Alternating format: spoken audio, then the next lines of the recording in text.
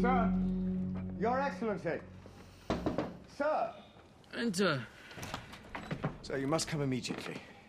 Pray tell me why I must come immediately. The natives are leaving. What day is it? Thursday, sir.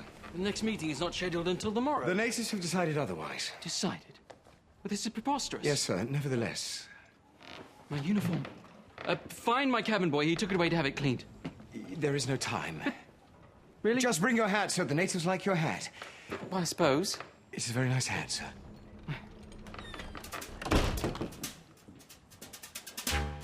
Well, I awoke to find some chiefs had already departed and more were planning to do so.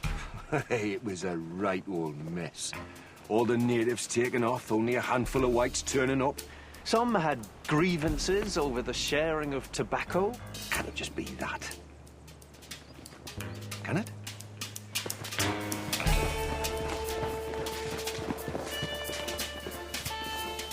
Kaya ke te iwi pākera ka hea hea tia. Kua tata ki te ua. Mai. Well, a message was sent to the Herald in haste, informing the governor of the gravity of the situation. But somehow the first message did not get through. Eventually a boat was found and a messenger dispatched. I hear Mr. Hobson was a bit upset. He only had time to put on his civilian clothes. But at least he had his hat.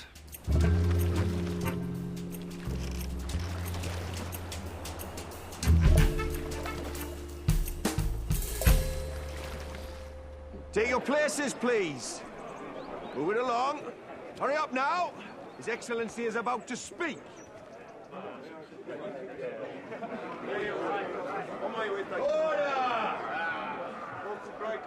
Half the savages had left already.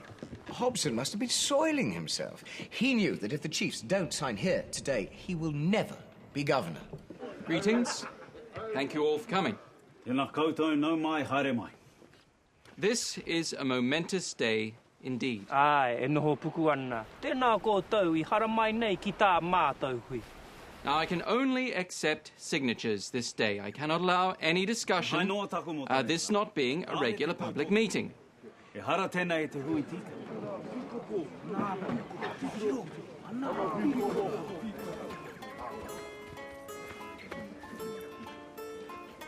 Bonjour, Papa. Bonjour. The man knows how to make an entrance. I'll give him that.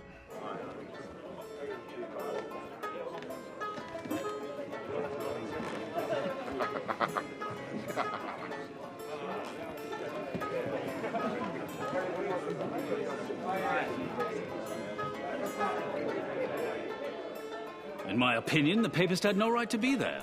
But Hobson was accommodating. The bishop has requested that it be publicly stated to the natives that free toleration will be allowed in matters of faith.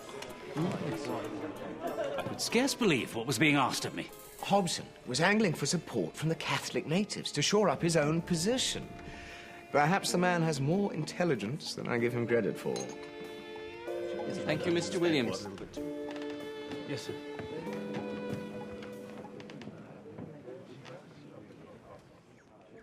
E me ana te kawana.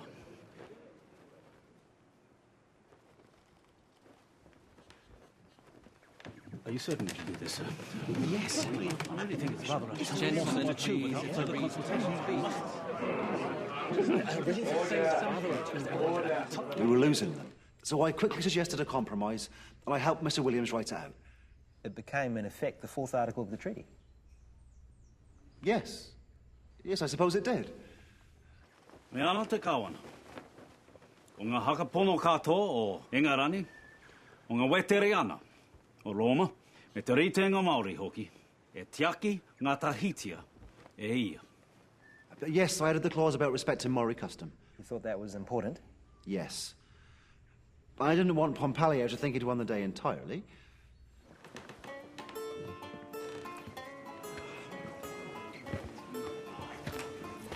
Oh, where ko marangata pihopa wiwi ka haere. E hara I te tangata pai hei mai pakanga. I had no desire to be associated in the minds of the natives with English politics or this treaty.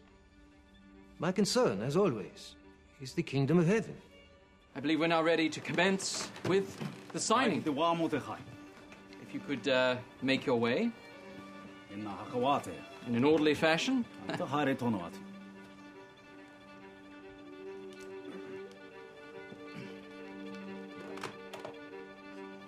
At which point I'm thinking, oh no, all that work and the savages are not going to play the game.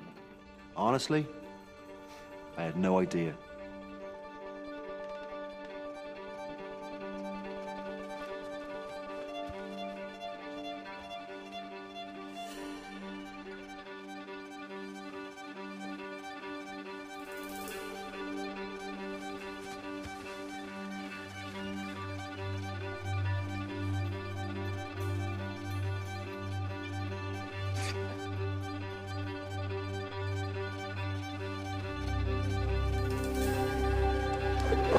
Ah!